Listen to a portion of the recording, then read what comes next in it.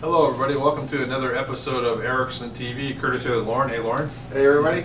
We're following up on our last episode, and if you haven't seen it, please take a look at it. It's talking about an article we found in Yahoo Finance written by Lynn Penzo called Financial Myths Debunked. So Financial Myths Debunked, it's a mouthful to say.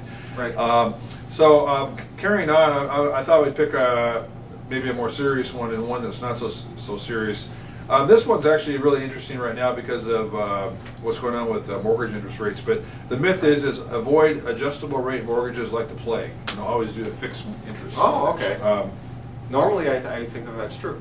Yeah, it's interesting because I've actually experienced that myth in the sense that I've chosen for various reasons for the last 10 years to have an adjustable rate mortgage and not and not go fixed. And right.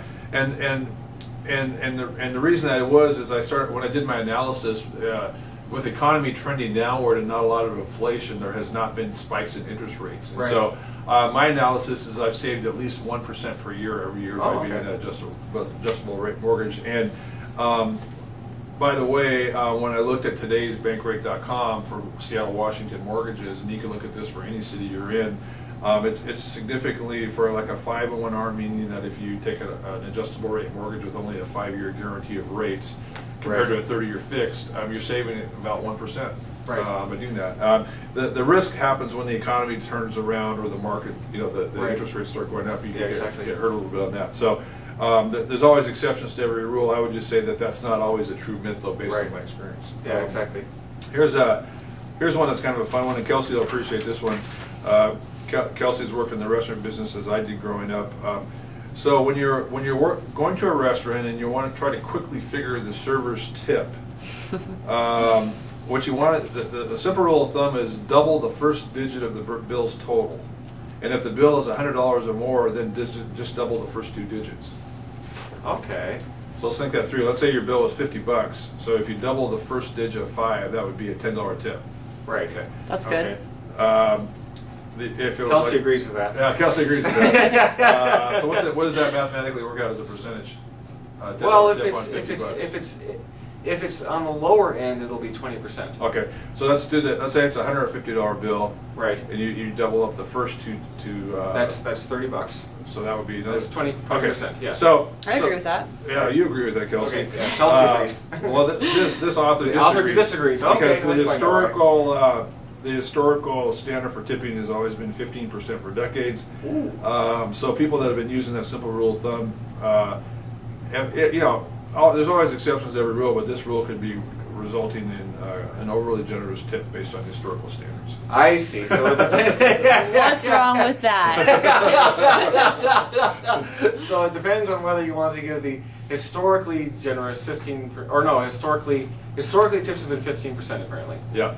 Oh. I mean, there's always exceptions for exceptional good service. You can go above that. But right. Okay, last one is a real serious one. This is about people thinking about retirement. Okay. And I've actually seen this one by I think Jack Bogle from Vanguard.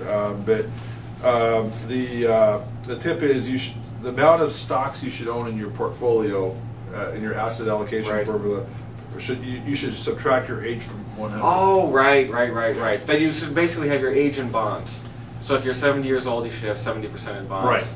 Right. And 30% in stocks. Yeah, I don't really agree with that idea either. Yeah, and I think that the danger of that is that these rule of thumbs can be very dangerous because everybody is different at their different place. And if you had a significant amount of net worth, maybe that would make sense. Right. But according to CNN Money, because of longer life expectancies, the number may not be aggressive enough in your allocation for equities to be above inflation in return. So they say that you should maybe be looking at 110 or even 120. Right. But I think that's even dangerous. I think it makes more sense, as you said, to look at everybody's risk tolerance. And I'm not a fan of trying to determine how you should invest simply by how old you are. Right. I just don't think that's a good way of doing it. I think almost all of the earlier rules of thumb would have been better than that. I mean, like some of the earlier rules of thumb would be everybody should just have half their money in stocks and half in bonds, and then if you want a little bit riskier, make it a little bit riskier and a little bit less. I mean,